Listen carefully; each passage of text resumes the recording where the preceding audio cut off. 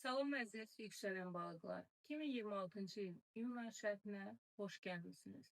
Kiçik bir xatırlatma edim ki, proqnozlar hər zaman yüksələn burca görə hazırlanır. Yəni, əgər siz yüksələn balıqsınızsa, tam olaraq doğru yerdəsiniz. Əziz yüksələn balıqlar, 21 iyuna qədər Günəş əkizlər bürcündə olacaq. Bu isə sizin doğum xəritənizdə 9-cu ev deməkdir. Yəni, ailə, ev və yaşam sahəniz.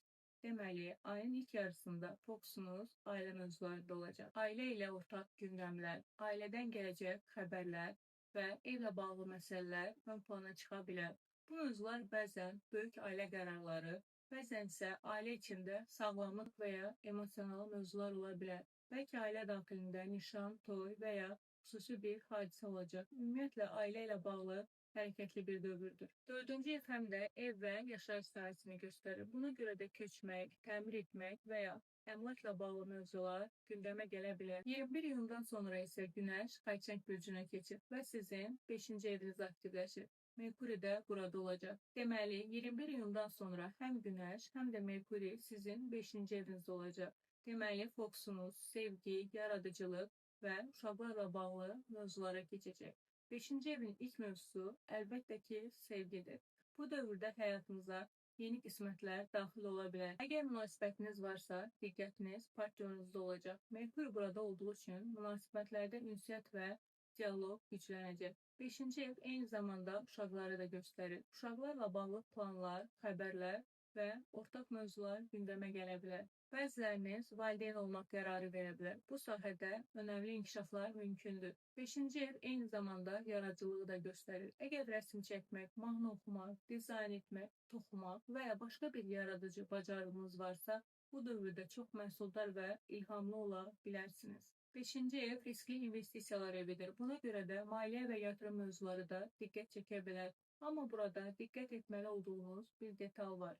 29 iyundan etibarən Merkuri retroya başlayır. Merkuri retrosu zamanı evlənmək çox məsləhət görülmür. Çünki evlilik xəritəsində Merkurinin retro olması sonradan problemlər yarada bilər. Ona görə də əgər belə bir planlarınız varsa, 25 iyuna qədər həll etməyə çalışın.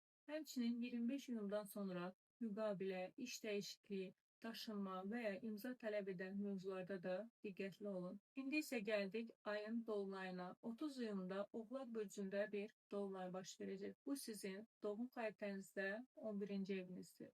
11-ci ev arzular, hədəflər, sosial çevrə və gələcək planlarla bağlıdır. Bu çox gözəl bir dolunaydır. Ayın sonunda bir xəyalınızı həyata keçirmək və ya gələcəyinizlə bağlı ciddi qərarlar almaq istəyə bilərsiniz. Bəziləriniz hobilərinizi işə çevirmək istəyəcək, bəziləriniz isə karyera ilə bağlı yeni planlar quracaq. Uzun müddətdir gözləyən bir karyera mövzusu da artıq dəqiqləşə bilər. 11-ci ev dostluqları və sosial çevrəni də göstərir. Dolunay zamanı dostlarla bağlı xəbərlər, görüşlər və ortaq fəaliyyətlər gündəmə gələ bilər.